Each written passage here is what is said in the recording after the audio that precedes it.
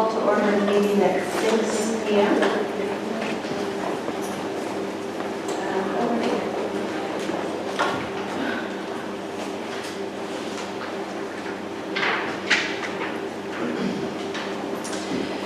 So we are reporting for 3.2 action taken in closed session. The board voted to uphold the superintendent's recommendation for the expulsion of student number 1901. And then coming next is Pledge of Allegiance. So if everybody could stand.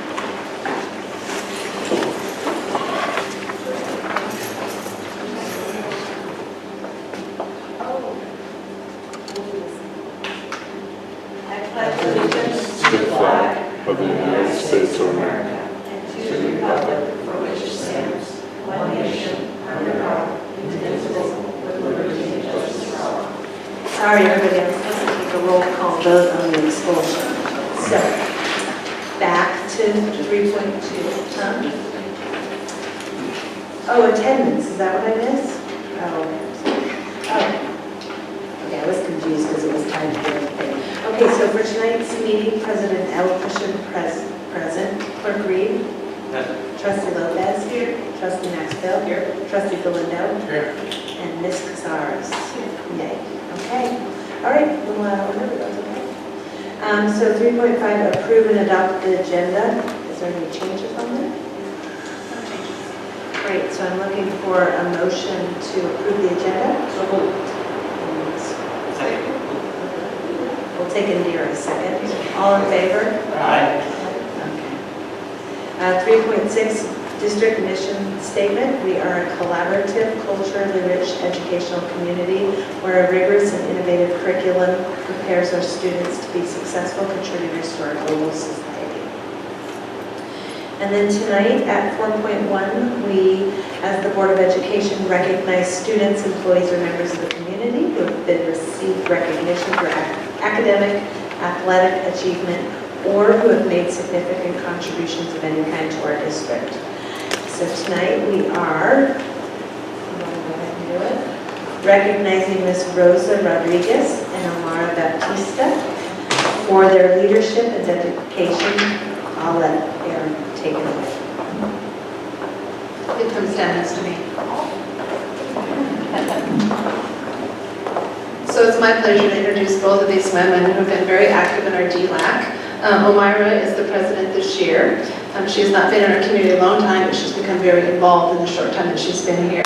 She wanted to support her community, and one way that she could do that was obviously to take a leadership role in the DLAC, and she had no experience with that. So I appreciate your commitment to the Valentine's Dance, Omira. I got to watch her at this last DLAC meeting. Actually, both women spoke to the parents, and their message about how important parent involvement was profound, so thank you for that. And then Rosa is the vice president this year. She is a quiet leader, but she is definitely a leader. She's passionate about all kids' education and parent involvement in general. She also made a huge dedication to the Valentine's Dance, and all the money that's raised is going to support our English learners. So I want to thank both of you for your commitment and leadership to our district. We hope you'll stay in DLAC forever.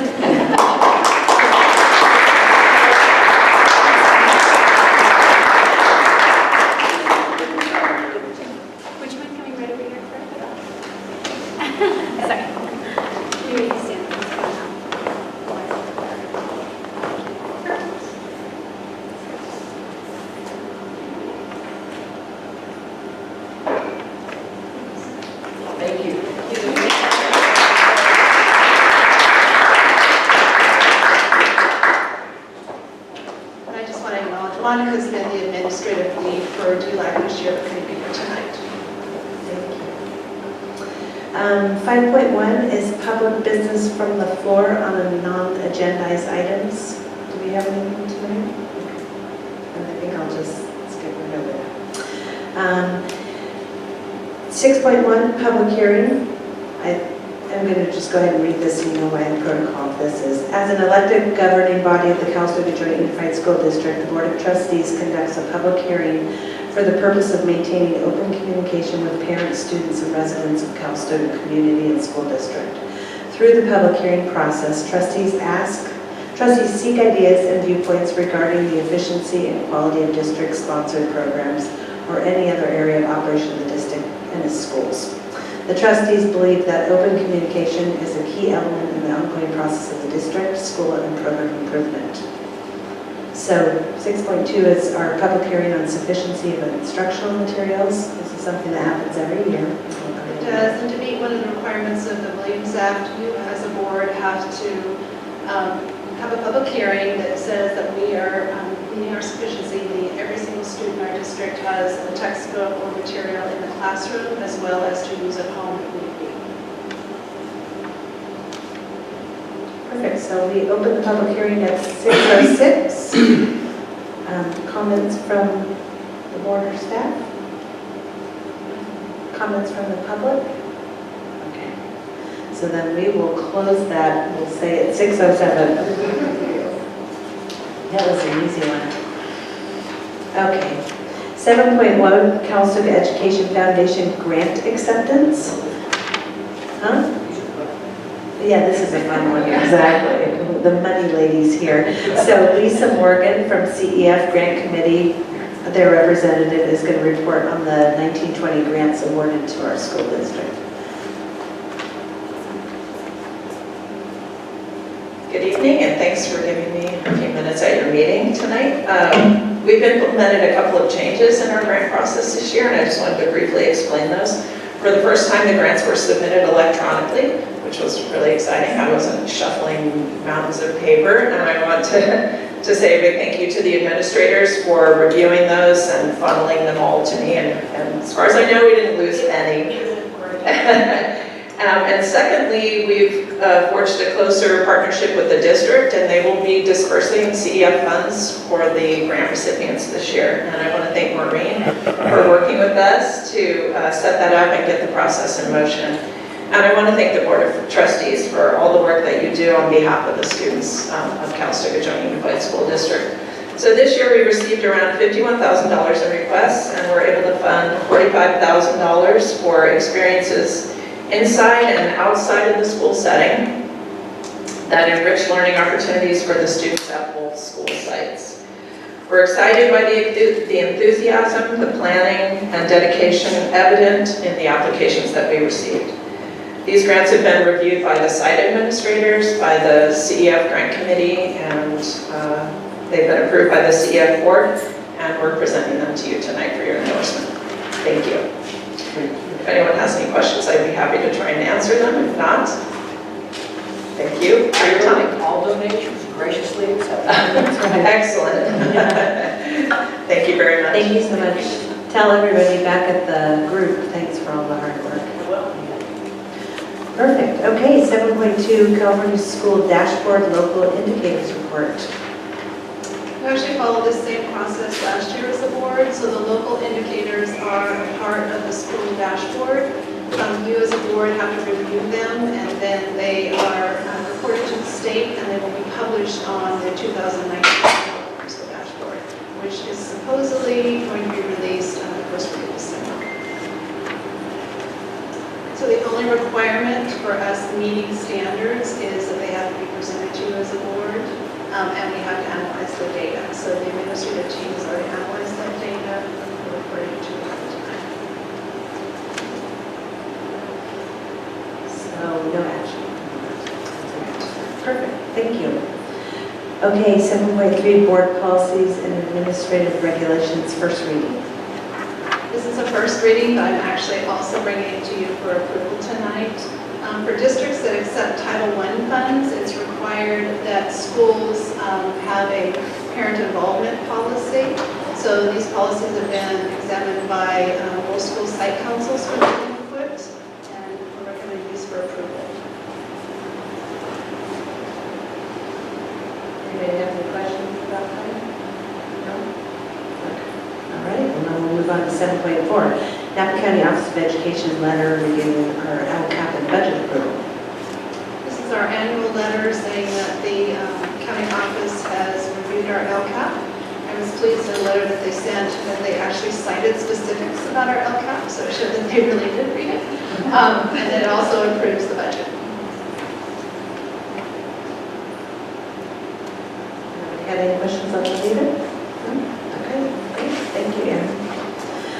8.1, principal's report from the elementary school. Everyone.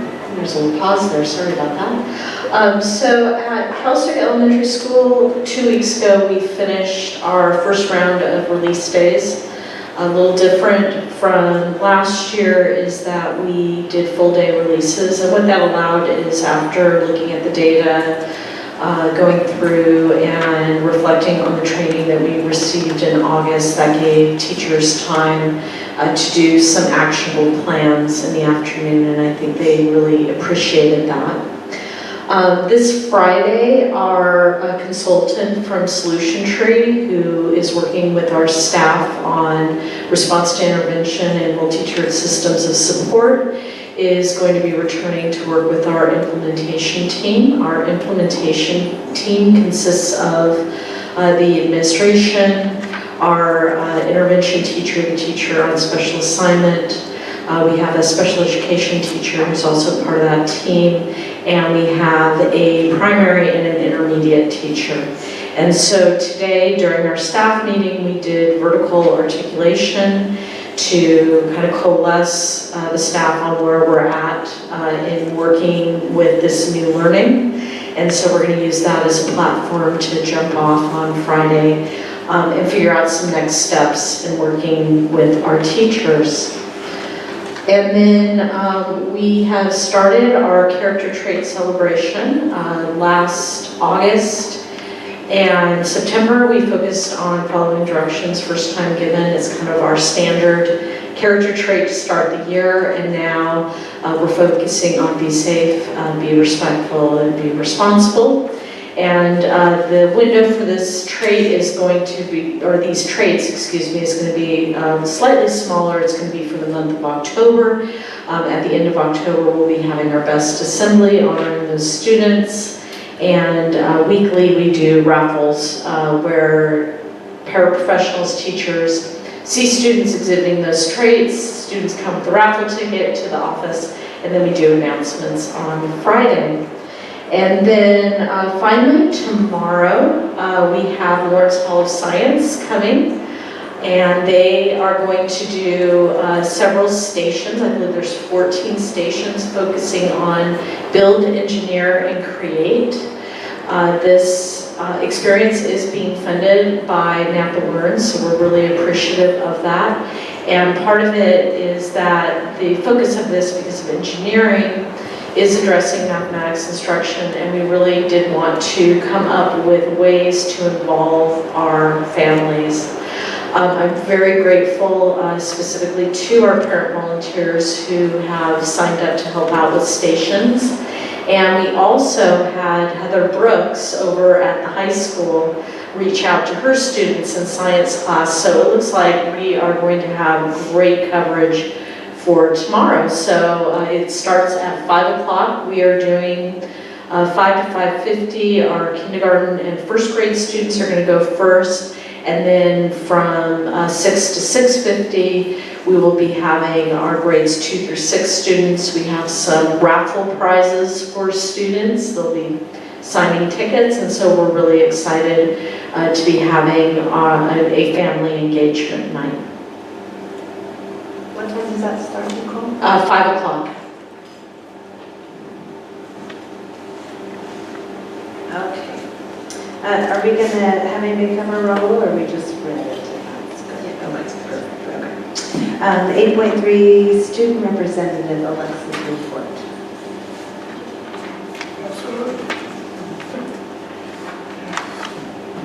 Good evening, everyone. So currently there are teenagers at our school that are getting behind the wheel of a car without a driver's permit or a driver's license. They assume that legal documentation isn't required when driving within the city's limits.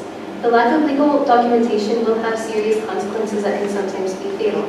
These teenagers don't make an effort to get their driver's permit or driver's license for several reasons, the main one being distance and cost. Many driver schools are either miles away in different towns or they cost hundreds per lesson.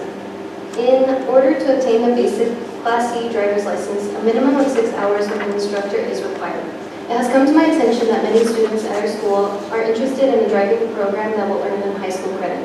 Not only will a driving program make the road safer for other drivers, but it is an opportunity for students to earn credits while learning a basic skill.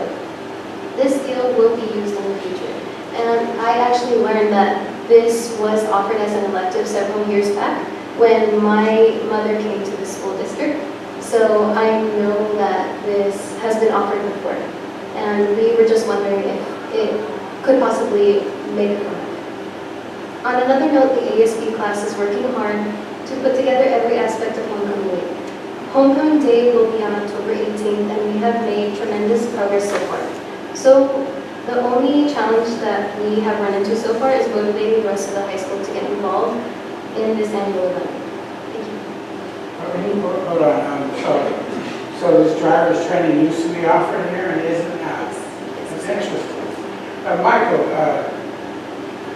what could we add to this? I mean, I'm pretty sure there's some money somewhere to get this going. These kids have a need, they need it. It's a small town, and there's mountains on both sides of us. They need to find a way to get out of here. I tell you I'm surprised to hear the report that students are driving without a license in town. So that's, You're new here. yeah, I get it. That makes sense. It resonates. But that's one way to look at it. I look at the Well- deficiency on our part. Well, let me tell you something, there is the process that they have to do online, which costs $19, and they have to do that after they turn 15 and a half. So that's something that's very affordable, that they can do that part. Then they go to the DMV and they get their driver's instructional permit. And yes, you're right, there's two schools, there's one in Windsor and there's one in Napa. Both will actually drop them off and pick them up usually from here, but they're very hard to book. It does take, and it is about a $375 commitment. I don't know that we can do an elective because, as you know, our schedule is very packed with all the stuff that we have to do for A to G requirements. But definitely we can look at something, right? Something that perhaps we could have. You know this topic. Yeah, oh yeah. Well, I went through it with her and then we missed the boat on it because we let too much time go by. So I know it's a process that you have to start and you have to continue with it in a timely manner, or the instructional permit runs out and you have to go back to the DMV and get it again. Yes, we went through this. But I think maybe a one sheet for the juniors to let them know how they can start the process. She did the whole initial $19 online thing on her phone, and we know they all have phones.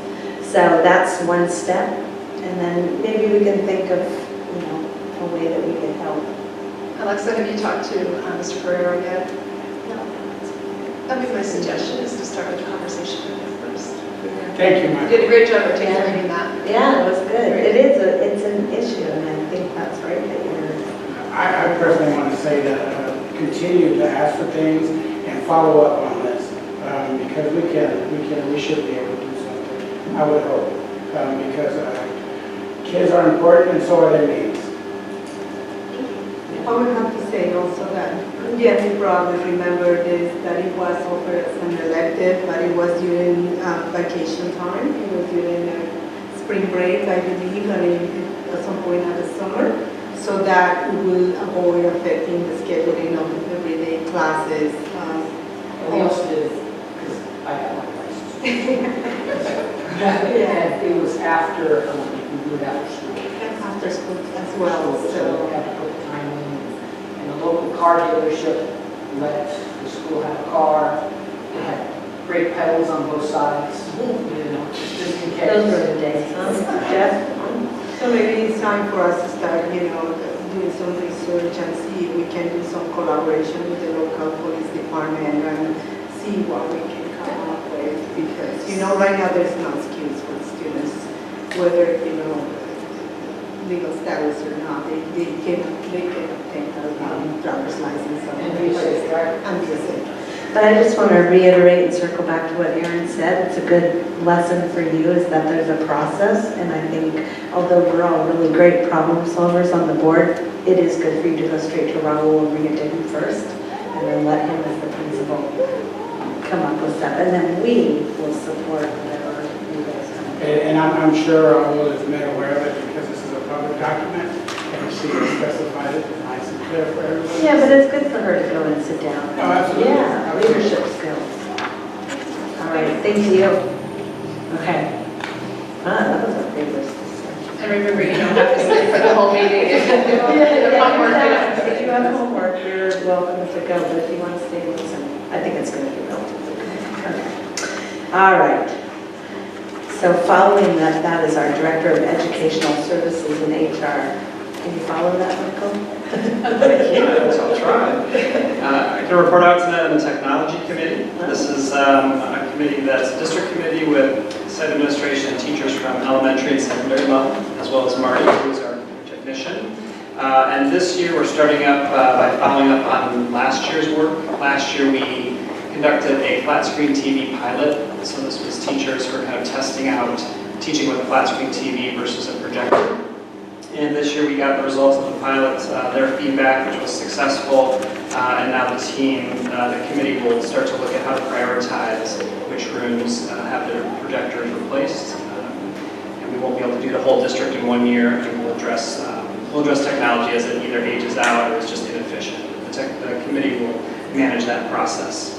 Last year we also worked very hard on technology standards, and I think they'll probably come to you within the next month or two. And this is standards which define what should be taught, what should be learned at which grade level with regards to technology skills.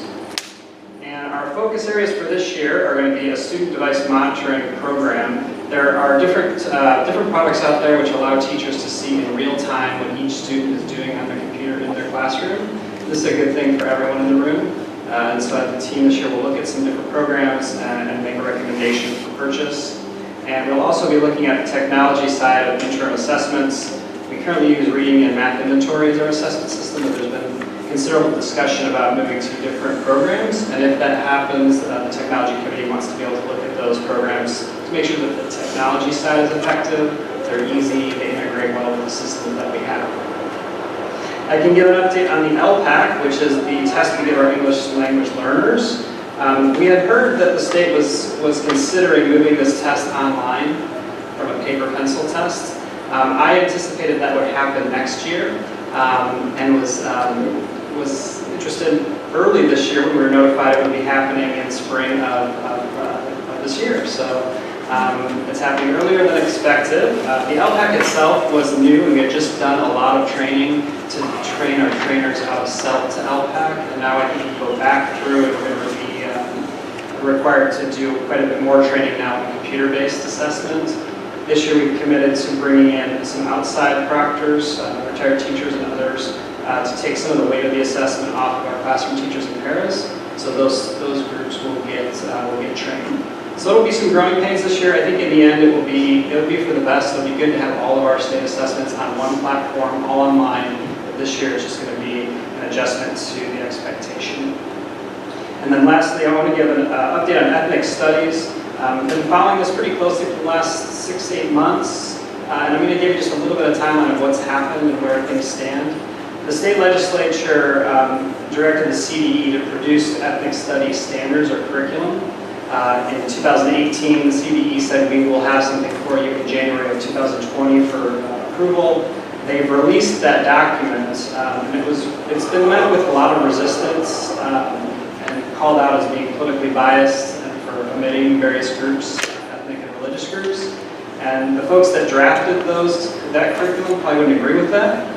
There's been considerable dialogue, and recently the state superintendent of schools came out and said, I do agree with that opinion, and has asked that the curriculum go back to stakeholders, professors, teachers, families, some community forums that are scheduled, and then come back. And we expect the next draft of standards or curriculum in 2021. There's no date on the horizon for a requirement for implementation. So I think what's happening is when it comes to ethnic studies, it's something we're going to have to wait and see, and we can't count on that to come back. And I don't think that precludes us as a district from looking for other ways to make sure our students are learning about cultures, making sure they're learning about their own culture, whether that be an elective at that secondary level, or whether that be through any curriculum in any area where we look to make sure that our students see themselves represented in what's being taught. Those are things we can do regardless of the state's ability to bring a study curriculum. So I wanted you to have that information, just what's happening, and where I think our discussion now becomes more of a local discussion, at least for the next 2 years. That's interesting because there's many high schools throughout the state that offer an ethnic studies class. And one reason is an American is not an ethnicity, it is an ideal. And that's important because our history books have a Eurocentric view of history, which isn't as accurate as we would hope. And venues like this, ethnic studies, offer a more accurate accounting of history. Like Christopher Columbus did not discover America. As we celebrate Indigenous people on the 20th of this month, it's important that we share the migration that has happened through the Americas. It didn't start in Europe, coming to this new land. And it wasn't new when they found it. The people here knew about it. And the indigenous people hasn't always been treated fairly, nor just, nor free. And that's very important that we just don't wait for the state to make it all right, as we have waited for our science program. I think we, as a district, need to take the first steps to ensuring these kids see themselves in our curriculum and not just as victims. Mark, I would agree with all that. I think unfortunately what we've seen with social studies and science is these are just have been difficult standards and assessments to get agreement on at the state and national level. But again, it does not give us an excuse or preclude us from having a conversation. What are we going to do here separate from an ethnic study? And I think there's some good news here. At least we have some clarity as opposed to what was happening where we were waiting for these standards. And then the state released this 325-page document, and it got met with a lot of resistance. Okay, so be it. At least we know that conversation has been had, and now we can have our local conversation on how we're going to do what's right for our kids. And there's considerable research about when kids see themselves in curriculum, it increases attendance, it increases performance. We know it's the right thing to do, and now it's time for us to have our own conversation. Looking forward to it. And that's a high school class. It's a high school class. We anticipated curriculum and a potential requirement for high school graduation, but all of that is being patiently now.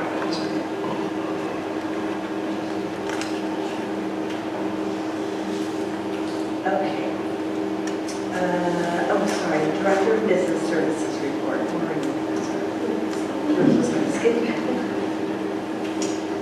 Good evening, everyone. Chris and I on September 12th had an opportunity to go see Cupertino High School. It's a prefabbed high school building. It's 2 stories. We were invited by Block Construction, and it's a high school that was just completed very recently.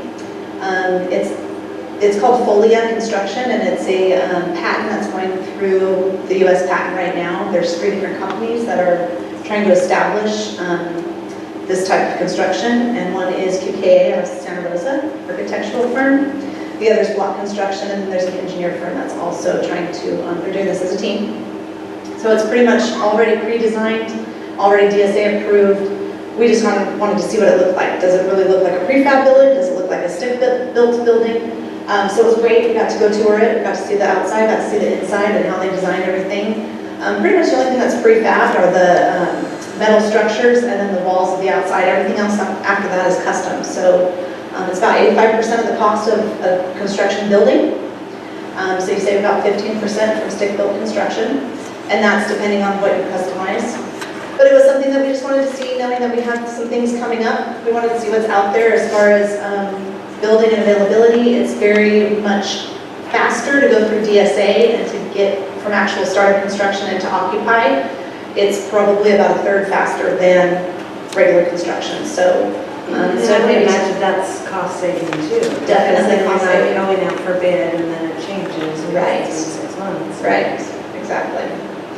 So the other thing that I did in September was I went to a CASH meeting in Sacramento. CASH it stands for Coalition for Adequate School Housing. So it's a group that really does support school districts in construction and modernization of buildings.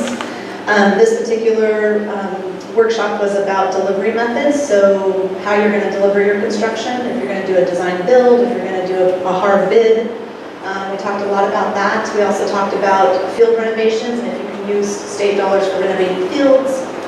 So it was a great workshop, lots of information. I was able to network with a couple of different firms in funding, so I'm looking forward to working on the funding piece of that in the future. And then today, Governor Newsom has signed AB 48. AB 48 is the authorization of $15 billion in bond funds for our school districts. It's actually pre-K through even UCs and CSUs. About $9 billion of the $15 billion will go to pre-K and through grades 12. So that was really good news today. The governor fully supports it. They did a great little thing on Facebook where he was with a bunch of kids in a classroom, and the kids actually helped him sign the bill, which was really cool. They got to write the date down and everything. Very supported bill by CTA, by CSBA, by ACSA. Lots of acronyms. Probably don't know what they mean though. So we're looking forward to a March 20 ballot, and so hopefully the voters will support that. We have seen lots of support for building bonds in the past for school districts.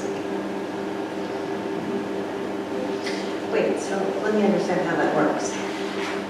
It's the state voters voting on the whole. So because the governor has authorized the bill, it will definitely be on the ballot. They don't have to go out and get the hundreds of thousands of signatures.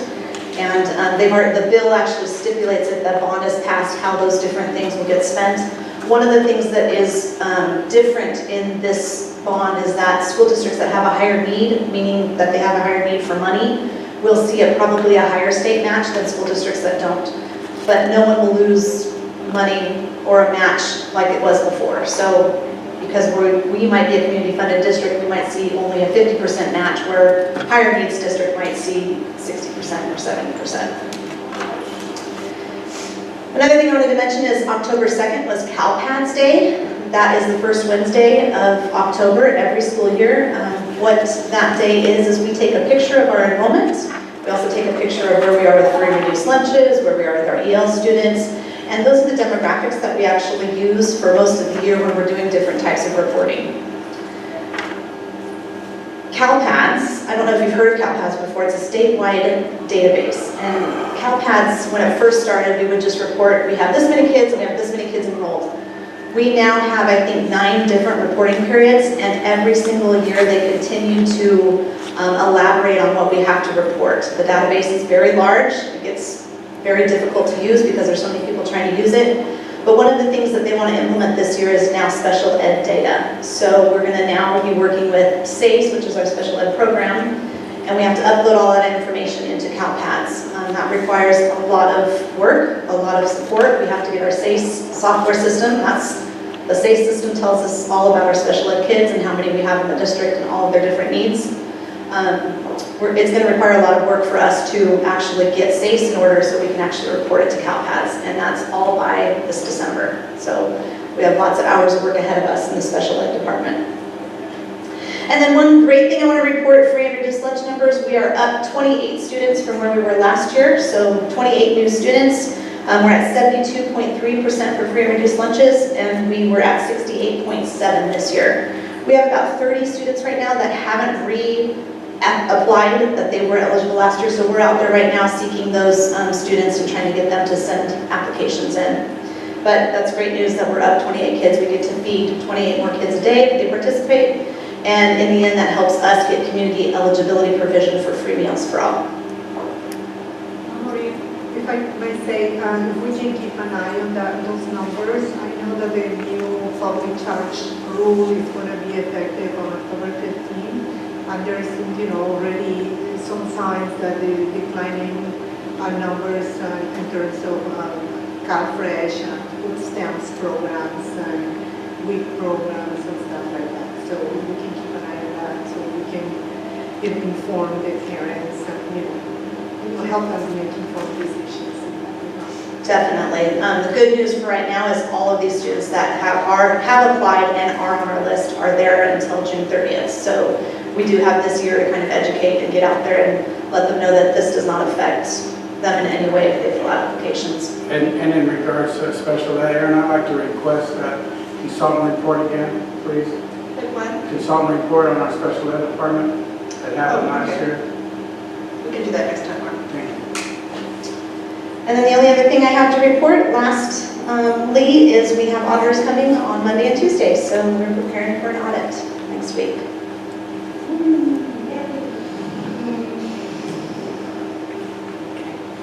Thank you, Maria. And then finally, you. As you may be aware, the district applied for Title III funds this year, and we received notification that we were receiving approximately $40,000 to support our English learners. That money has to principally be directed to that particular group of kids. Our new funds are going to be used to hire a second bilingual paraprofessional at the junior senior high school to provide support to our long-term English learners and our newcomers who need extra support. A portion of those funds is also going to be utilized to train our paraprofessionals who are serving those students because they have not received a lot of training in the past. And I also want to let you know that I met with Alec Lee. Alec is the executive director of AIM High, and he brought with him Terrence Riley, who is a program director. We met 2 weeks ago, and I'm very excited to announce that they want to move forward with our partnership to implement AIM High in summer 2020. So I'm grateful for his persistence in trying to pursue the funding. It was about $150,000 per summer for this particular program. So we had some very generous organizations in the Valley as well as a local individual that are contributing that money. As I've told you before, it's a summer program geared towards supporting our middle school students. And so I've asked Alec to come to the board and explain the program in depth. I'd asked him to come either in November or December. Unfortunately, he's got events on both nights for our board meetings, so he's intending to come in January. And at that time, I'll also bring back an MOU for you. I hope you can consider that night. Under LCAP goal number 2, Maureen's already touched a little bit about facilities, but we had representatives from SchoolWorks meeting with our master plan steering committee. We've had our first meeting. That committee is comprised of the principals. We have 2 teachers from each school site, a classified member from each school site, and a parent from each school site on the committee. So the first meeting was just an overview of historical and data and demographics. And then we also had a report on our facilities assessment. So representatives from SchoolWorks had come and spent a couple of days with Chris going to all the school sites just to do an analysis of each building. So we'll still be arranging. I'd like to take some committee members to do exactly what Chris and Maureen got to do, and that was to visit other school sites that have either recently modernized their facilities or built new facilities, just so that our teachers and our staff can get an idea of what 21st century buildings look like right now. Because they haven't, some of them have taught here for a long time and they haven't had the opportunity to visit other school sites. So that lets them not only look at the building, but also the furnishings that are different than perhaps what are in our classrooms right now. On that note, I was in Pinewood, I was playing a football game, and I was shocked of the level of technology. Desks that you can write on and dry erase board desks. I mean, it's just, when you get to that level of facilities, you're just in awe. Like, it's adequate. What school was it? Pinewood. Where's that? Los Altos Hills. Los Altos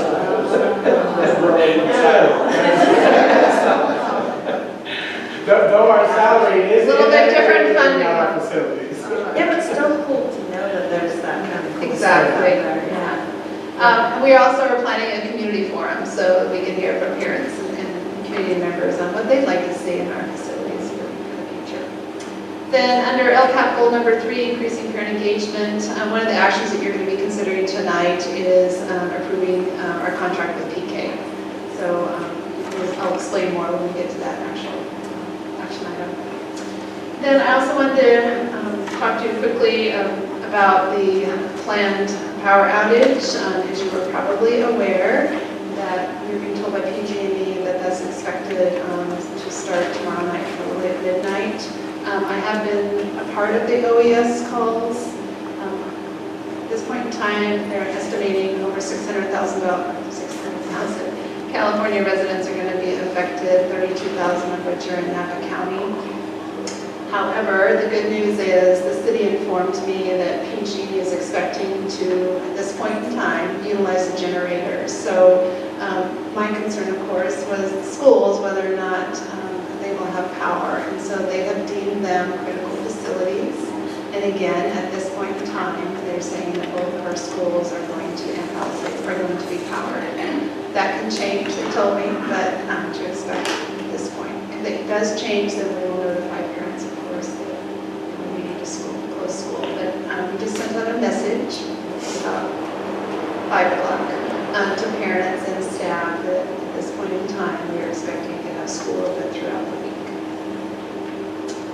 Then one of the items that you approved under consent was a sizable donation from Robert W. Johnson, who was a former student. We do not know a lot about him right now, but it's a significant donation to the district and both schools. So we'll be coming back to you as a board with a recommendation on how we think that those funds need to be spent. We'll talk about that at the next meeting.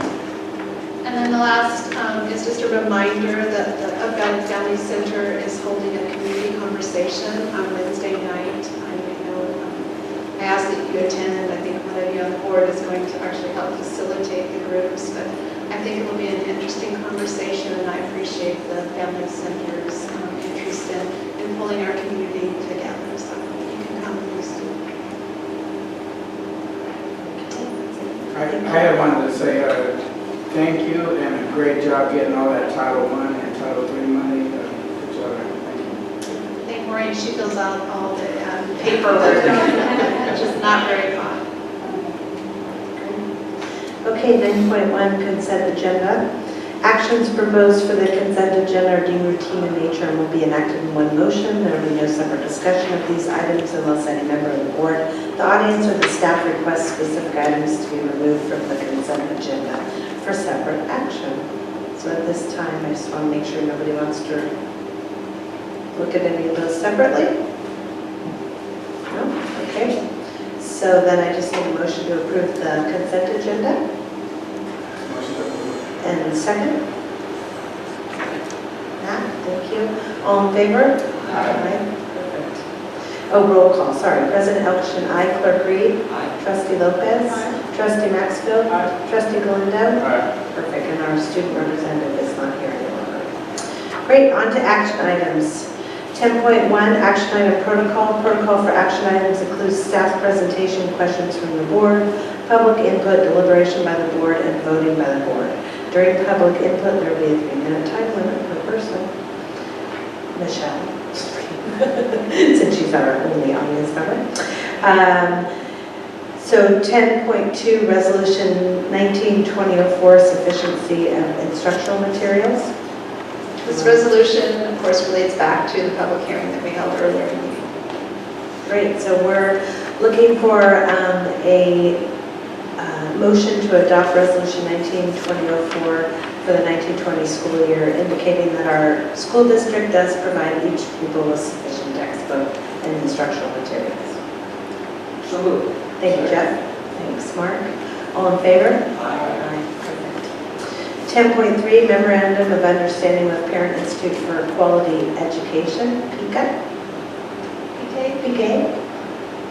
So I'm excited because PK, we are outside their service area. Our district is not within the North Bay boundaries. And so they have agreed to do a 2-day seminar instead of the 9-week program they typically offer. It will be held on March 7th and 14th. They will take up to 40 parents in the program. And we've been working with Up Valley Family Center to provide the daycare. We'll provide meals as well, both breakfast and lunch. I've heard nothing but very positive things about the effectiveness of it. This is just the initial workshop. If the district feels it's been effective, then we can add other workshops either later this year or next year as well. So this is just the beginning step. Perfect, and just a note that the Cal Foundation is funding that. Yes, that's lovely. Okay. It's an inexpensive program, so they are funding the entire. Questions? I just want to say that that program is pretty awesome. We have parents who went through the full training for 6 weeks, several years ago. They did it in Sacramento, and they still talk about it until now.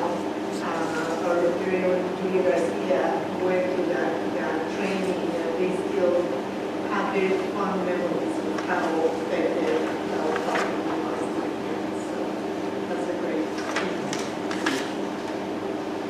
Okay, so I'm looking for a motion to go ahead and approve the MOU with PK. Great. So we'll take a Dira. All in favor? Aye. Perfect. 10.4 MOU with Cal State Tech. Teach. I'm so sorry. The agreement with Cal State University's Cal State Teach program allows student teachers to be placed in our district. That meets our requirements for liability and indemnification. Having student teachers is mutually beneficial. It's good for us, it's good for the student teacher themselves, and it's good for education as we promote new teachers within the field. And is it generally coming from Sonoma State? Or are they coming from all over? I think it's Cal State's home program. Yeah, it's, so Cal State, I believe it's through Cal State, Monterey Bay, and basically the structure of the program is really for working people who may have other positions and they want to get into education. And so they have quite a network in Northern California. I've worked with them at previous schools that I've been at. And so they have a pretty significant online portion. Then they have supervisors. Our supervisor, I think, is up in the Cobb Mountain area, and so she comes down and observes. And they design a program with that flexibility so that during the day they can work. They bring it. They also are coming in to observe classes or do their student teaching, and then at night they get their coursework done. All right, so I'm looking for approval of that MOU with Cal State Teach. Motion to approve 10.4. Thanks, Mark. Second. I'll take Jeff this time. All right. Okay, thank you. All in for the- favor? Thanks for the assist. And then 10.5 MOU with Cal State Associated Teachers. This is an MOU with CAT for the district to reimburse William Billy Tucker for up to $5,000 in tuition to support his pursuit of an adapted physical education authorization.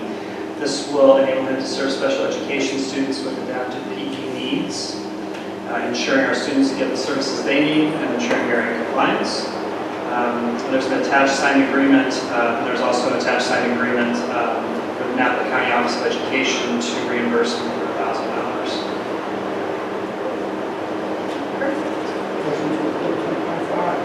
Okay, all right, all in favor? Aye. You guys are good, okay. Then we have 10.6 was in relation to that, which is adaptive physical education waiver. Yep, this is a request to authorize a variable term waiver to William Billy Tucker for adaptive PE. This would allow him to serve these students in this role while he's pursuing the credential. This happens through the county, through the state, but it does need board approval.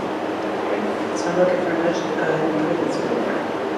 So, Matt. Jeff, would you like to second? sure. Jeff second. All in favor? Aye. You got 10.7. 10.7 bilingual administrative assistant job description. This is a new job description, and primarily this job description is for a position offering support to educational services, human resources, and business services functions, as well as support with negotiations and other confidential matters. And also of note, it requires the ability to interpret and translate in Spanish, and I think that will increase the capacity for the district office, not only outreach to the community, but just to serve the district in general through translation and interpretation. This is not, okay. Different time. Okay, perfect. So I'm looking for approval for the bilingual admin assistant job description. So, Thank you. Perfect. All in favor? Great. 10.8 revised management confidential salary schedule. So this is an updated salary schedule that includes the bilingual administrative assistant position. All other aspects of this schedule remain the same. So I'm just looking for a motion to approve that updated salary schedule. Okay, Matt? Thanks, Jeff. All in favor? Perfect. All right, and then closing items. Did I miss one? Oh, sorry. 10.9 board policies and administrative regulations. How could I miss the board policies? So much fun. This relates back to item 7.3, the parent involvement policy. So I'm just looking for approval, motion to approve the board policy, BPAR 6 and 20. Thanks, Sandra. Thank you. All in favor? Perfect. Now closing items. Board meeting calendar, Monday, November 4th, Monday, December 9th. Do we have any conflicts as we know now? Just India will be here on the 9th. Okay. And then 11.2 upcoming events. DLAC meeting October 9th. Yosemite trip, October 14th. Fun. Who's going this year? Are you going? Well, students and staff. So it's our sixth grade students Yeah. and our staff is our sixth grade team. I'm going and I believe Amy called Yeah, fun. We had fun, huh? Yeah, we loved it. All right. It is fun. And then October 28th and 30th, federal program monitoring review. We're looking forward to Yeah, that okay, too. perfect, good. Almost as fun as the Yosemite trip. And then 11.3, tentative future agenda items, Yosemite presentation, global policy adoption, yay, and site safety plans. And there's no need to reconvene to close session, and so I'm just looking for. Motion to adjourn. All right, awesome. All in favor? Yay.